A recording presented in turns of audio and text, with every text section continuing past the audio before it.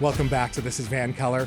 A longtime VANCOLOUR fan is now one of the stars of the brand new CBC series The Assembly, where Canadian celebrities like Howie Mandel, Russell Peters, and Jan Arden face a panel of autistic and neurodivergent adults from right here in BC. And let me tell you, these conversations get deep, fast. No filters, no fluff, just honesty, humor, and heart.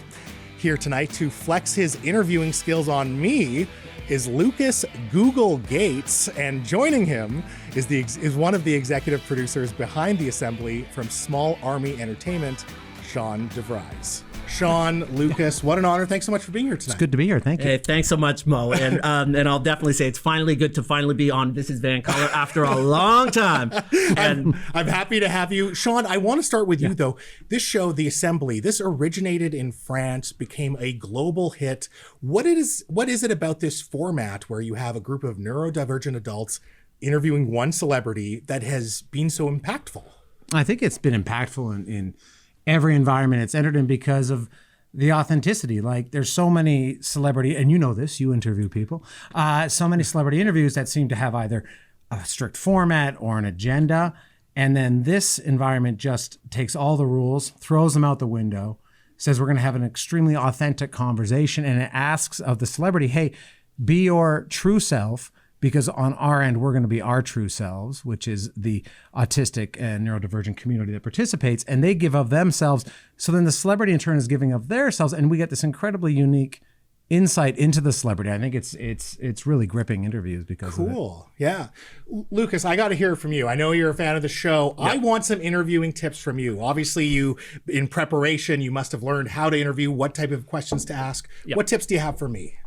just be natural. Just be a natural individual. You know, that's how we all did with the show. And I got to commend all my fellow cast and interviewers. They all just came in just with no experience. I mean, I might have had media experience in the past, but that was just... You're an old hand at this, is what you're saying. You could say that, but I'm not going to... It's true. It's fair enough. But in all seriousness, we all came off a flat slate because this was new to everybody here. Because again, this was the first season of hopefully more seasons to come. Shout out to CBC. Please renew season 2, please.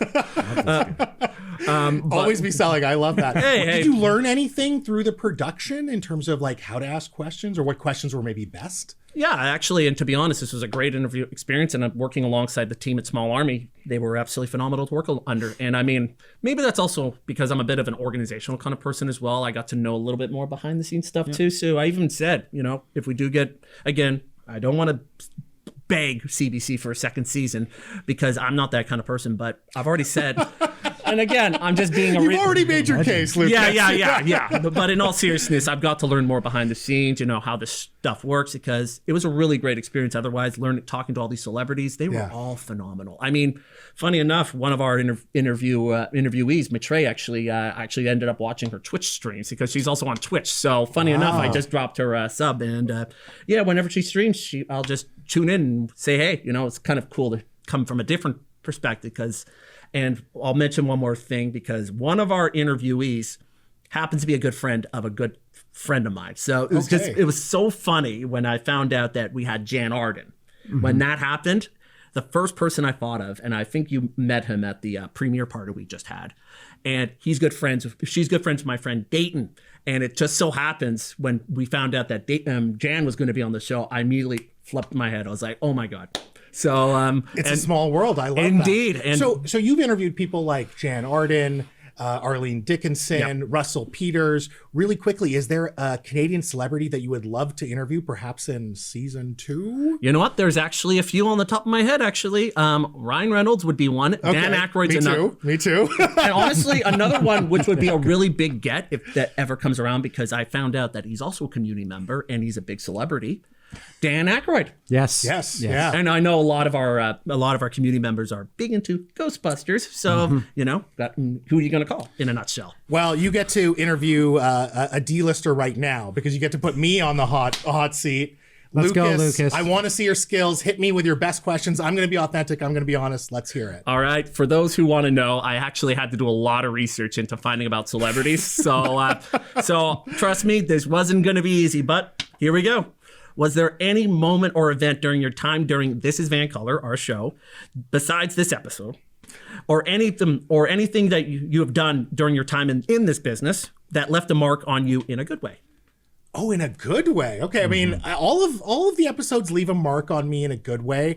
I will say when I interviewed Baby No Money, I just thought he was so cool, so humble. There was obviously a generational divide because he's younger like you. Yeah. But the way we connected, the way we kind of got along, I just thought that was great. And it really made me appreciate and be so grateful for this position that I'm in, as I'm sure you felt the same way. Absolutely. Yeah. And I'll be blunt, and I want to thank once again to everyone who's been keeping sort of promoting this show as well. I mean, not just us, of course, we're like blasting this to Kingdom Come, but also I want to shout out to all of the amazing people who have been also reposting this out from outside the community. I mean, this really shows that these kind of shows do stick. And I really hope we get more of these kind of shows. And I mean, will it be the Assembly?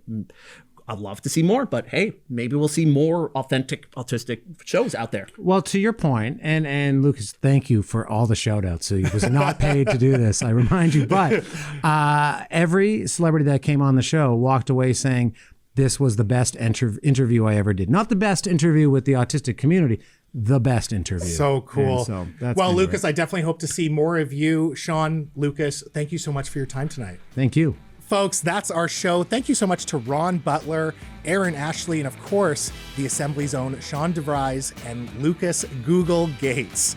Catch the Assembly on CBC Thursdays at 9 o'clock. Yes, it's up against This Is VANCOLOUR, but you can PVR the Assembly or you can stream it anytime on CBC Gem because I know you're ride or die VANCOLOUR right here on CHEK. I want to hear your tips for beating the winter blues. Email me, mo@thisisvancolour.com. Also, please doom scroll me on all the socials at VANCOLOUR. By the way, if you are feeling sad, consider booking a vacation at Pacific Sands Beach Resort Tofino. Better than any vitamin and big supporters of the local conversations you see and hear on This Is VANCOLOUR. We're back next week, but until then, stay happy and stay colorful. Peace.